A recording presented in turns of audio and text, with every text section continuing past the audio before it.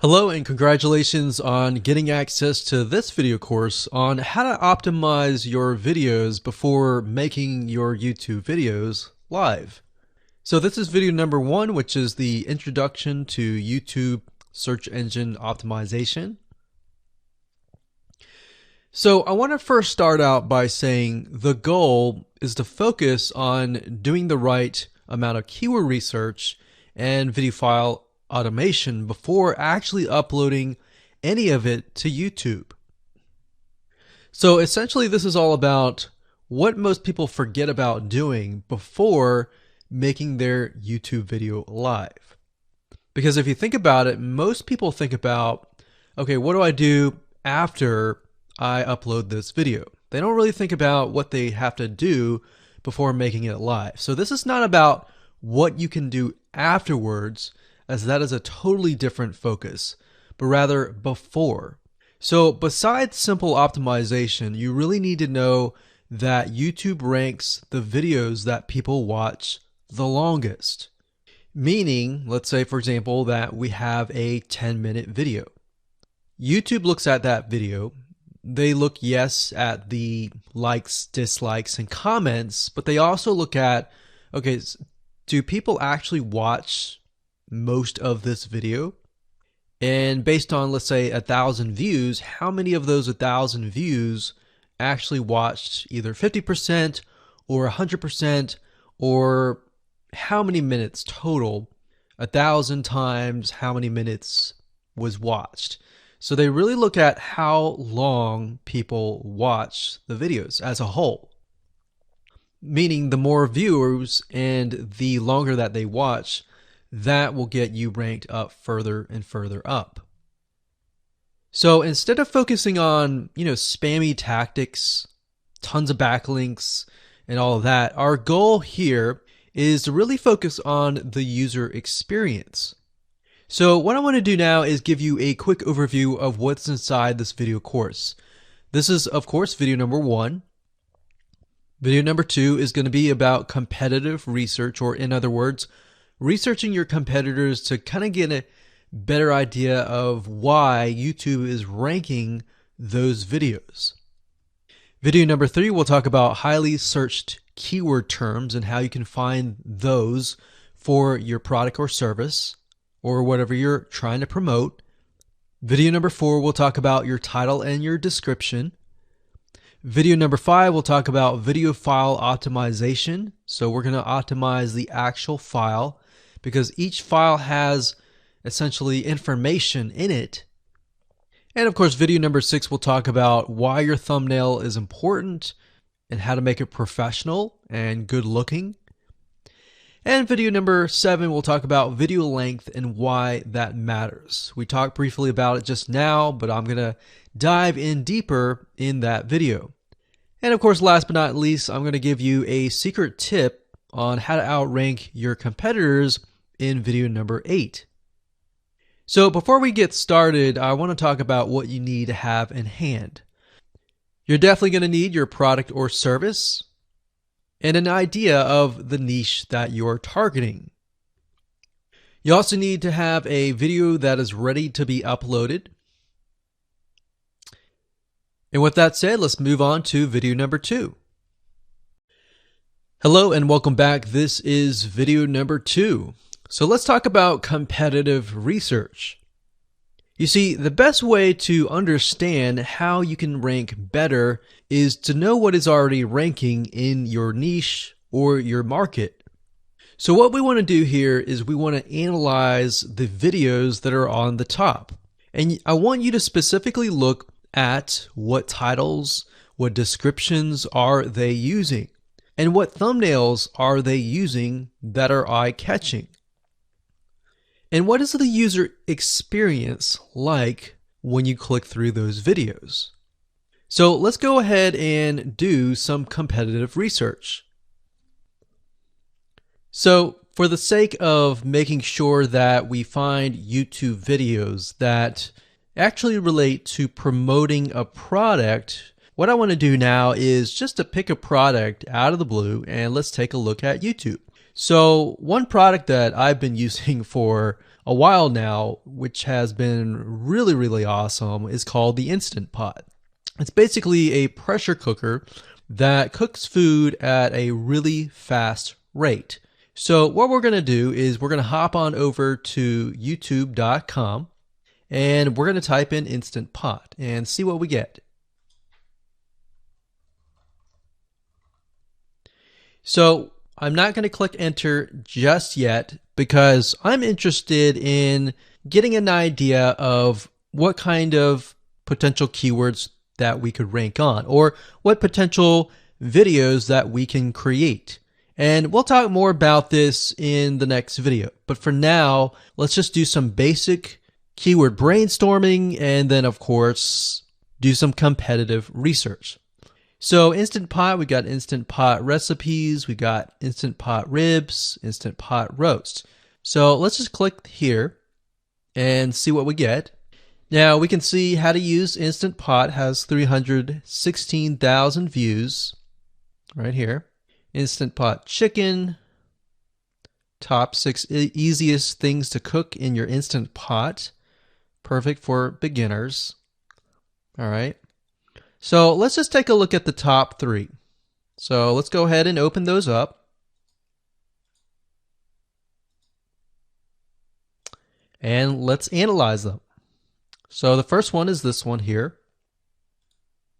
And let's pause the video. We'll skip the ad.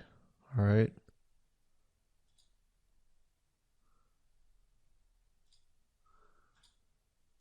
Okay, so how to use the Instant Pot 101 for beginners. So if we think about the type of audience that the Instant Pot attracts, it attracts somebody who has a busy life, who may be a beginner at cooking and just wants a quick and easy meal done fast. So we can see that. So one thing that I like to do is I like to copy the titles to Notepad.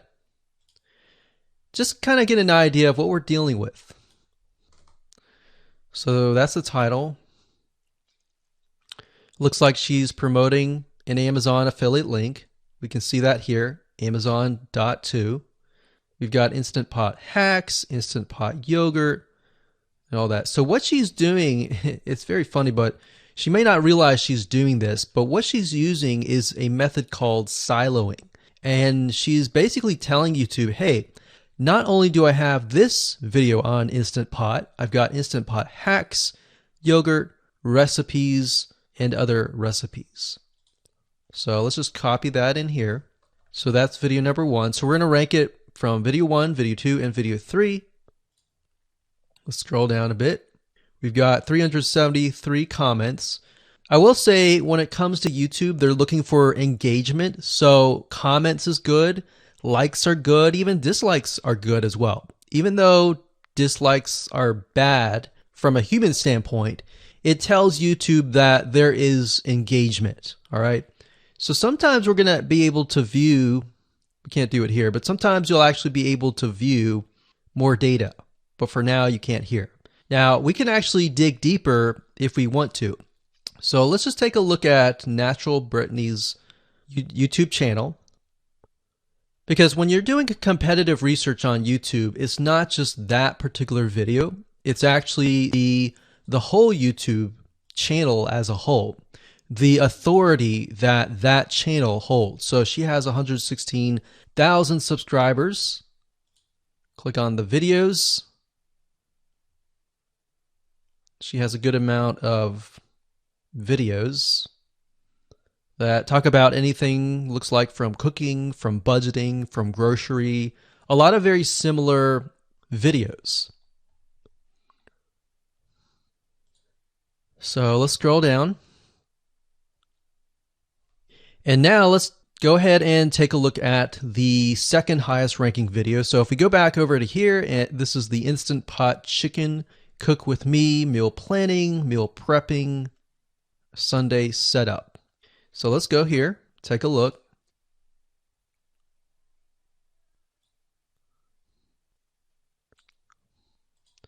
Okay, let's see here.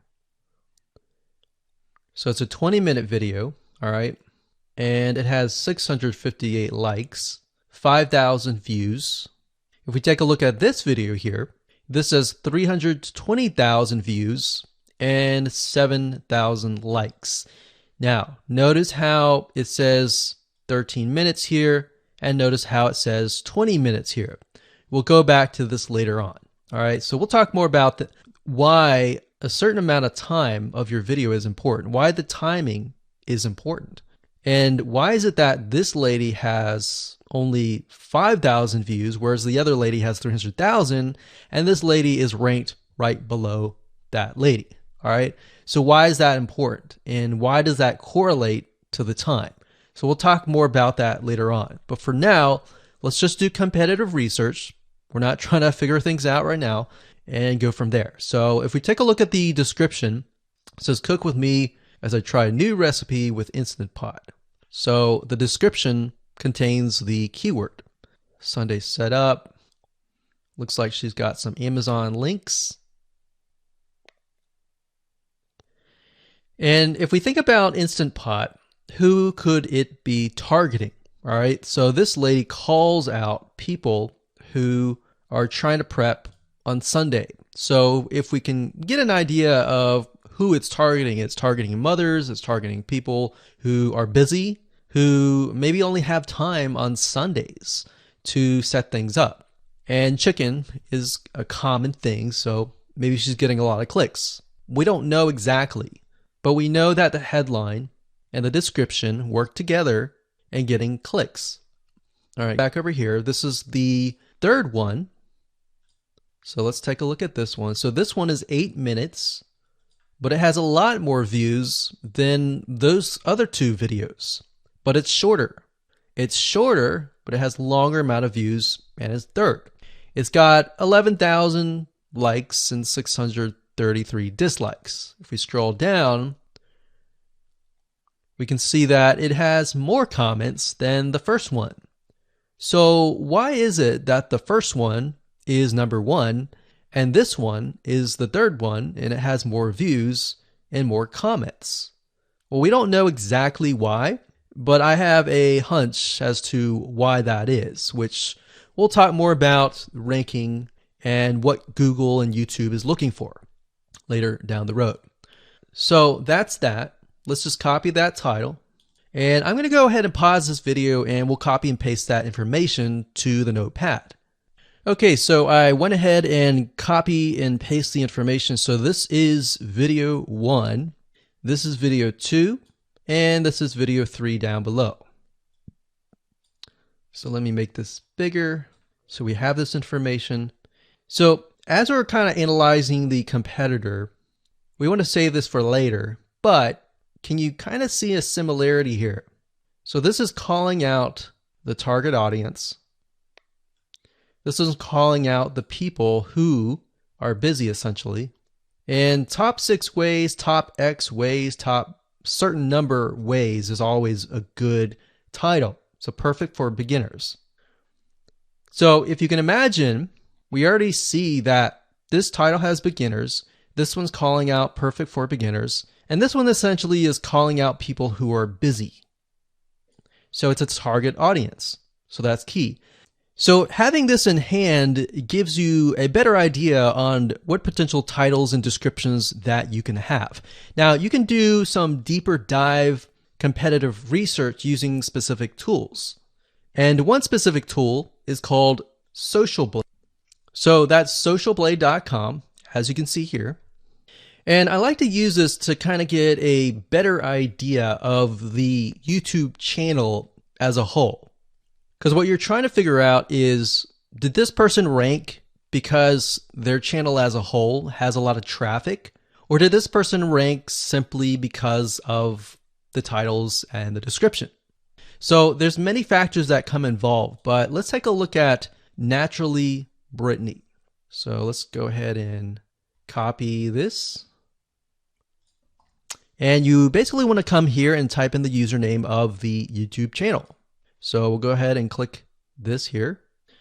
Okay, so we can see here that this is Naturally Brittany, 116,000 subscribers. She's got 19 million video views. So that kind of gives us an idea of how easy it is to break through. Is it easy? Is it going to take a little bit work or what? So let's just go ahead and open her up, and let's do the same thing with the other videos. So this one is marriage and motherhood. You got that here. So she has 7 million video views. So it's about half of what we saw earlier. And this one is called Six Sisters Stuff. And this one has about 9 million video views.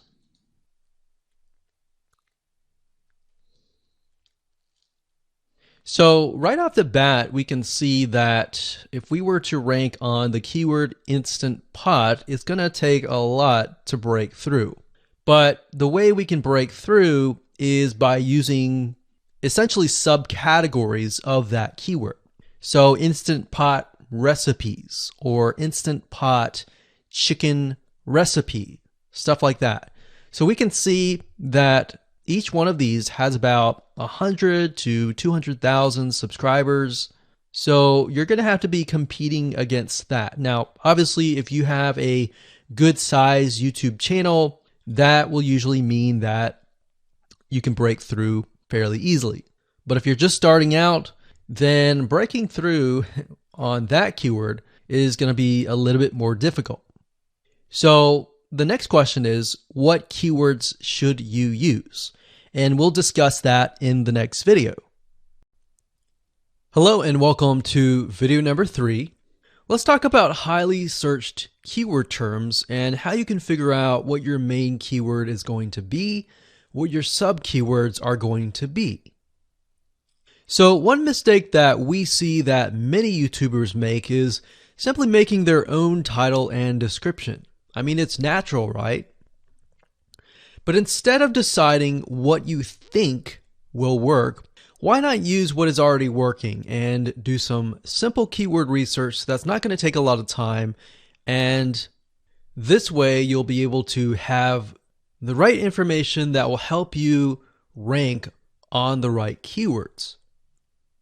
Now the big question is, well, how do I find these keywords? So the best way to find highly searched keyword terms is to look at the Google suggested keywords. And they are suggested for one reason, because they are used a lot. So let me show you how to find them and what they look like. Okay, so from analyzing the previous videos with the top 3 videos to kind of get an idea of what the titles were, what the descriptions were, if we look at the 3 and we refer back to this, the question is, what are the commonalities between the titles? Obviously the keyword Instant Pot, but we also notice that the top one and the third one, they all have the keyword beginners. So beginners in Instant Pot. Instant Pot for beginners, all right? So if we go back up here and we go to youtube.com and we type in Instant Pot, what do we get? So when you have a drop down like this is what we call the suggested keywords. And you'll see this in Amazon.com, you'll see this in Google.com and other major search engines. And what this is high demand and highly searched keyword terms. So in other words, if a lot of people are searching for these keywords, then they'll show up in the drop down menu. Right? So Instant Pot chicken happens to be a very highly searched term. And take a look at this. This one is related to Instant Pot chicken. So that means there's a lot of people searching for Instant Pot chicken. And that might be why this second video is ranked so high. Let's scroll down and take a look. So as we're scrolling down, I also want you to kind of keep an eye on the thumbnails, because the thumbnails are key. So we got top 6 easiest things to cook in your Instant Pot. And I'll say, as an Instant Pot user, I really didn't know what recipes were out there that would fit the Instant Pot. Because the Instant Pot, the way it cooks is it pressurizes the food, and you need a little bit of liquid inside it to pressurize. So what I was doing is I was looking for recipes that were specifically made for the Instant Pot. So a lot of these people that are coming here, they don't know. They're just looking for recipes. So the 30 Instant Pot recipes gives people an idea. Oh, okay, I've got 30 recipes that I can pick and choose from. So if you scroll down, it says Instant Pot Ultra. All right. So if we go back here, so Instant Pot Chicken is definitely a top one. Instant Pot Spaghetti, how to use an Instant Pot. Instant Pot Cheesecake, Yogurt, Pho, Beef Stew, Whole Chicken, Rice, and Instant Pot Pot Roast. So these are highly searched keywords. Now let's hop over to Google and see what we get. Do we get the same thing? Do we get something different? So if you go to Google and you type in the same thing, Instant Pot, we can see that we've got Instant Pot recipes, Instant Pot chicken. So notice that the chicken and the roast beef or the pot roast seem to appear both in Google and in YouTube. So whenever you see that, that's a good sign, because you got to understand people searching in YouTube are very different than people searching in Google. They don't show the exact same thing.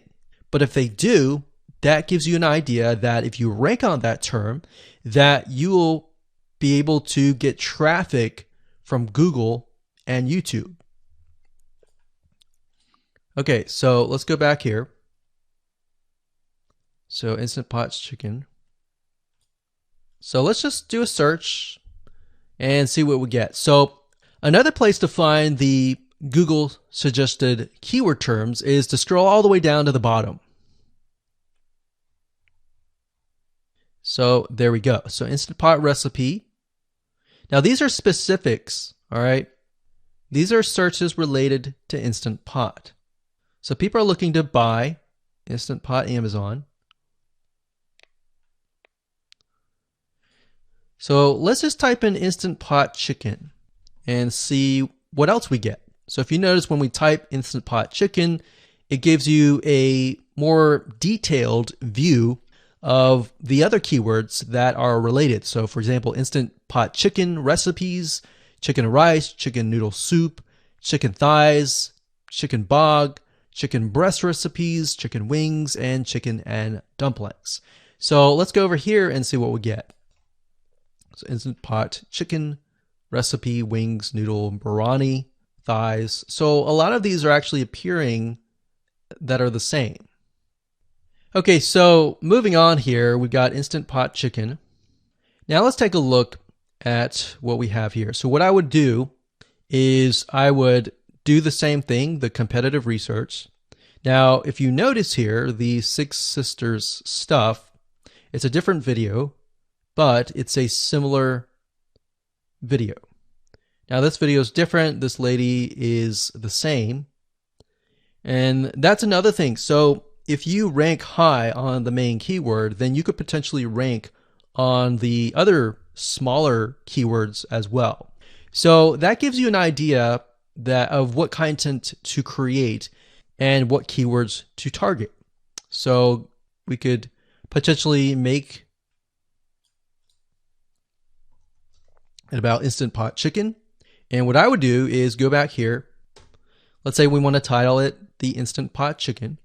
What I would do is I would scroll here and take a look at questions people are asking. So how do I cook chicken and potatoes in Instant Pot? How long does it take to cook chicken pot, Instant Pot? We scroll down, and what I would do is grab these keywords. So I would grab these keywords.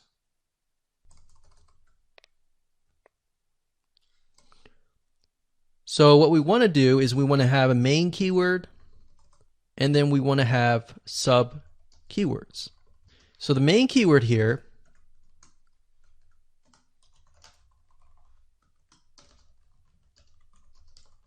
would be Instant Pot Chicken. And then the other ones would be Instant Pot chicken and potatoes, and all the rest here. So having these in hand will give you a better idea on how to go about creating your titles and your descriptions so that you can target specific keywords, and that you're not like any other YouTuber who is simply making up titles and descriptions just out of your head. So this way you can be strategic and rank effectively. Hello and welcome to video number 4. In this video, we're going to talk about your title and your description. So let's take what you have gathered in the previous video and let me show you how to properly create your titles and descriptions. So when it comes to creating titles and descriptions, we simply need to do what we did in the previous videos, which was the competitive research. And as you can see here, we have the videos 1, 2, and 3, the top number 1, number 2, and number 3. And of course, we have the main keywords. So we have this main keyword here. So that's definitely going to be in the title. And then of course, if you noticed, the target audience was beginners. So essentially what you're noticing here is that people are calling out the audience, and then of course they have the keyword in the title itself. And then of course you want to make sure that title, main keyword, and target audience is also going to be in your description. Now what I like to do is I like to go look at magazines in that niche. It doesn't necessarily have to be exactly, in this case, Instant Pot, but it needs to be somewhat of that genre. Now, one thing that I noticed was when we took a look at the Instant Pot chicken, you could write out something like top 6 easiest things. So instead of things, you could say chicken recipes or pot roast recipes to cook in your Instant Pot. Or you could say something like Instant Pot chicken dash top 6 easy recipes, or you could use a number. People like numbers, especially knowing that somebody gets an Instant Pot for the sake of saving time. You could say top 6 easy chicken recipes that take less than 30 minutes. Now obviously that's a little bit long, so let's head on over to Google here. So like I said, I like to use magazines. Magazines do a great job in creating titles. So as you can see here, I typed in Instant Pot magazine, and to the right you'll notice that there's Instant Pot all-time recipes. So let's just go ahead and open that in a brand new window like so. So it looks like we have to pay, but let's just go ahead and click the free sample. So we can see Instant Pot's all-time best recipes. So you could do something like all-time best chicken recipes, or Instant Pot dash all-time best chicken recipes, or all-time best chicken Instant Pot recipes.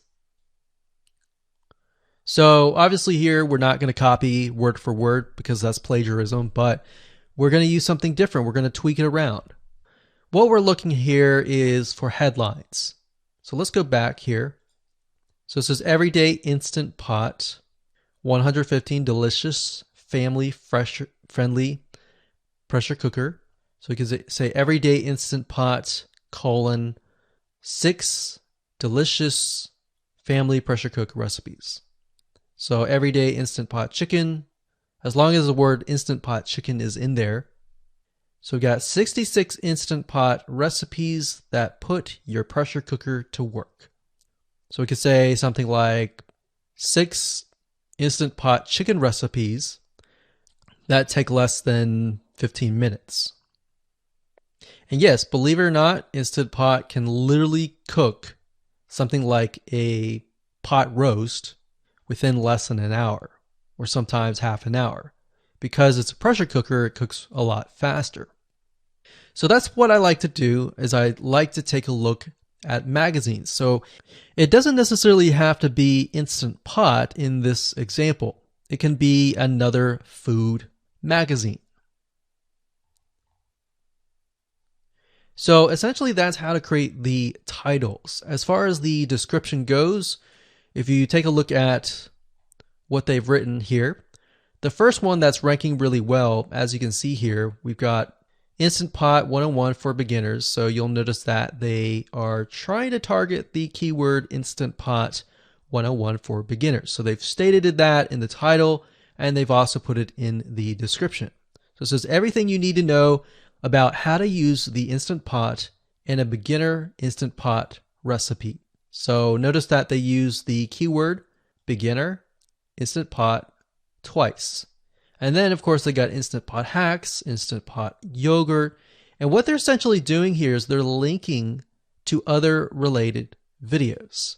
Now, Google's smart enough and YouTube's smart enough to have an algorithm to read the description and think, okay, they've got other videos that they've created that are related to Instant Pot. This video must be good, or this channel must have a lot of relevant information. So we're going to rank it a little bit higher because it's going to give people what they want to see. So now we look down here, it says Instant Pot Chicken. So this is the lady who is ranking really high on Instant Pot, but also Instant Pot Chicken. So it says cook with me as I try a new recipe with my Instant Pot. So we can see the keyword Instant Pot here. And as you can see, the description is really written for the user, but it contains the keywords that are necessary. So you don't need to write something like Instant Pot Chicken or something that's just a bunch of garbled information. You want to make sure that the title and the description attract people first and foremost, and then embed the keywords within. So the third one, we've got top 6 easiest things to cook in your Instant Pot. Perfect for beginners. So it says, today I'm sharing with you the 6 easiest things to cook in your Instant Pot. So you can see here, the title is here, but the title is also in the description. It says, now these are perfect if you are just starting out or even had the Instant Pot for a while. So you can see the keywords that are embedded, but it's really written for the user. And that's the way it should be, because the title and the description will actually show up in the YouTube search engine, as you can see here. So we've got the title, we've got the description. So we want to make sure that the first sentence in your description is catchy as well. Hello and welcome to video number 5. Let's talk about video file optimization. Did you know that all files contain data that tells YouTube what your video could be about? Let me show you. Okay, so the way that YouTube gets an idea of what your video is about is by transcribing it. And for the most part, it can usually figure out what your video is all about if you have voice and speaking in it. Now, you can go one step further by adding the what we call video file metadata. It's very similar to a website metadata. So for example, if you right click on any website and you click on View Page Source, up at the top, you're going to see a lot of what we call metadata. So right here, we can see the name, the title, the description, and all that information. So what that does is it tells Google essentially what your website is all about. So very, very similar in this case of what we're doing here. So what we're doing here is we are taking the video file that you have created and embedding it with more information. So besides the title and description, YouTube will be able to read the metadata inside of your video. So it'll make a little bit more sense when I show it to you. Now, it's really hard to find software out there that allows you to embed metadata except for a few. So one of them is called Video Converter by Wondershare, and that is videoconverter.wondershare.com. That's videoconverter.wondershare.com. So if you go here and you go ahead and download up at the top, you will be able to embed metadata. In fact, we're going to be using that for this particular video. Now, there are other software out there like the Adobe Bridge software, which allows you to embed the metadata into your video. Now, the reason why I'm using Wondershare is because I feel like it's a lot easier to use. So if you go ahead and download this, we're going to open this here. And what I did was I clicked Add Files, and I chose the file. Now, there's a lot of things that you can change about the video, but what we're particularly interested in is this I icon right here. So click this I icon, or letter I here, and you're going to see that it says name, language, episode name, actors, director, screenwriter, tagline, and description, and comments. So what I recommend is you try to complete this as much as you can. So episode name, actors, so that would be whoever is in the video, the director, the screenwriter, which could be you, and then the tagline. What I would do is the tagline be your title, and then the description be your description. So whatever you're going to upload to YouTube, put this as a title and put this as a description. And then for comments, I would put something like keywords. And all you have to do is click save, convert it, and done. That's the reason why we're using Video Converter, because it's just so much easier. With Adobe Bridge, it's easy too, but there's a lot of more options and very easy to get confused. So once you're done with that, you save the video. Your video has the metadata inside of it, and all you have to do is simply upload it to YouTube, and that's it. Hello and welcome back. This is video number 6. Let's talk about your thumbnail and why that is important. You see, since our goal is to get more clicks or more views to your YouTube video, we have to rely on attracting viewers. So if you think about it, the thumbnail is the first thing people see as they are scanning to find what interests them the most. So in other words, if you think about it, if you go to youtube.com and you type in a keyword, you're going to see all the results with thumbnails, the titles, the descriptions, and all of that. So that's the first thing that they see. So let's discuss what your thumbnail should contain and what's working in your market and how to figure that out. So when it comes to having a thumbnail, you want to make sure that it is eye-catching, meaning it shows somebody what they want. So if Instant Pot Chicken is your main keyword, you want to make sure that your thumbnail has something in it that entices them. So it's good to have the keyword or the title in it. So you can see right now the way YouTube works is they have an initial title or an initial thumbnail, and then after that you can see motion. So if I put my mouse over it, you can actually see part of the video, which makes it a lot more engaging. So as we scroll down, the initial thumbnail that this woman uses is the Instant Pot, and then this one here, it says Instant Pot recipes, so Instant Pot. So we can see the ones at the top definitely have the Instant Pot in it, or a word that's chicken, or a picture that has chicken in it. So it fits the keyword. Now, if you're not a professional, thumbnail artist or anything like that, there are different sites that you can use to get these created. Now, bear in mind that you never want to use a thumbnail that is clickbaity or that lies to somebody, because if they click on it and then the video is nothing like the thumbnail, then guess what? You might get tons and tons of clicks and perhaps views, but you're not going to get people watching your video, which is very, very important, which we'll discuss in the future videos.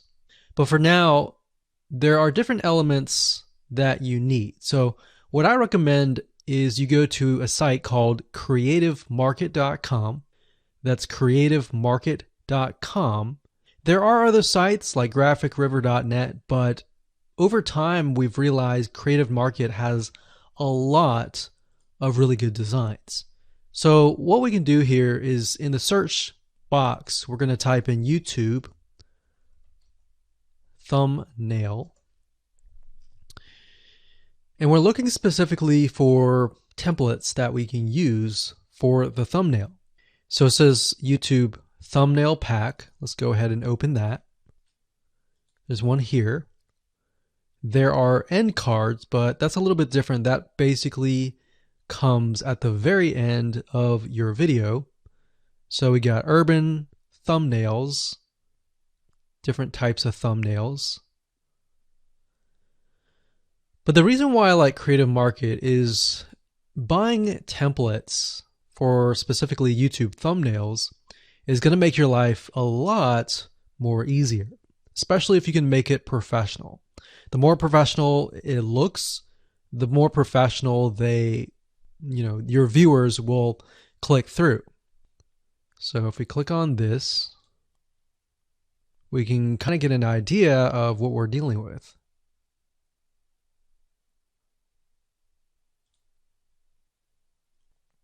And here's more thumbnails here as well. Now, over time, we've realized with YouTube thumbnails, more and more designs are becoming minimalistic, meaning it's not too fancy, but it's got just enough information to tell the person what it is all about.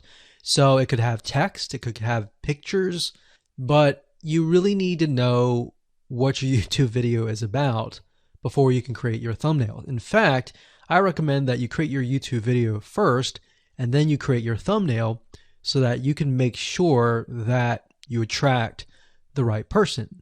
Now, what we found a little bit of a technique is to create a thumbnail that is related to essentially the end, meaning if you're creating an Instant Pot chicken recipe, you might want to show the chicken already cooked.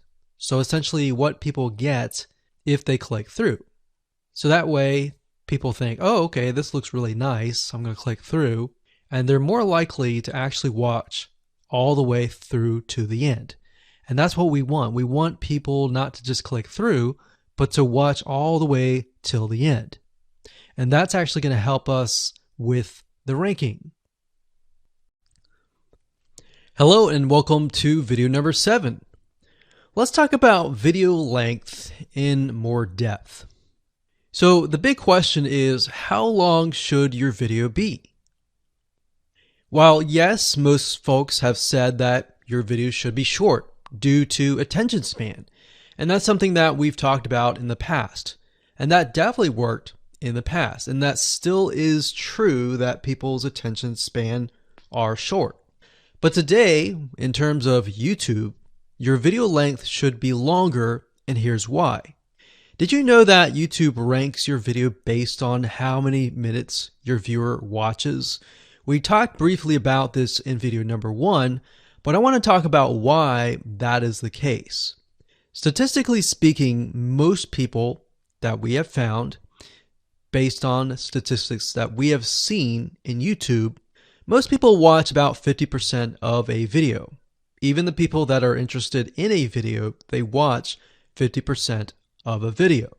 So if that, in this case, is a 5-minute video, an average viewer is only going to watch about 2.5 minutes. Now, here's why that is important. If you're competing against someone who has a 30-minute video and their viewers watch 15 minutes, which is about 50%, well, guess what? Even if they can have less viewers than you, they're going to beat you because they have a longer video. So if you got the 2.5, they've got the 15 minutes, they can send less people and still beat you. And YouTube will favor them in the end. Now that of course is assuming that the views are legitimate and people are actually watching. And that's why user experience is so important. So to give you some real life practical application, let's hop on over to YouTube and I'm going to show you proof that this works. Okay, so let's take what we learned and what we just discussed and apply it to some real life practical application. So if we head on back over to youtube.com, we type in the keyword Instant Pot recipes, we can see this one, and this one.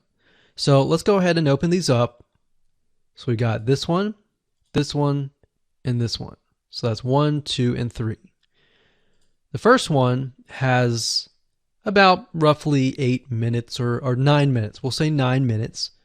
The second one has about 27 minutes. And the third one has about 20 minutes. Okay. So essentially the second and third have about double the amount of time. So like we talked about, most people watch about 50% or less, and then they quit. That's the average, right? So if that's the case, this person here, even though they have more views, see that?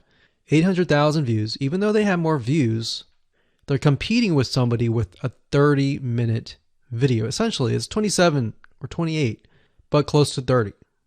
So if we round that, we'll just say this is 10, this is 30, and this is 20. All right, so let's keep it at even numbers. So if that's the case, there's 4 minutes here, 15 minutes here, and 10 minutes here. So this means that the person with the less amount of minutes, they're going to need a lot more views and a lot more people watching it. So in total, if this person has, obviously this person's number one, but what I'm saying here is because YouTube looks at how many minutes are watched, if this person had 800,000 views and this person had only half of that amount, but had more than double this amount, this person right here would most likely rank higher. So see that? Only 100,000 views, 15 minutes. This one here, 20 minutes, only 6,000 views. So you might ask, well, shouldn't this be maybe number one? Not necessarily. If we really look at it, so we've got 800 times 4 minutes, and that's not going to be exact. I mean, we could even take 500. And this is definitely going to be number one.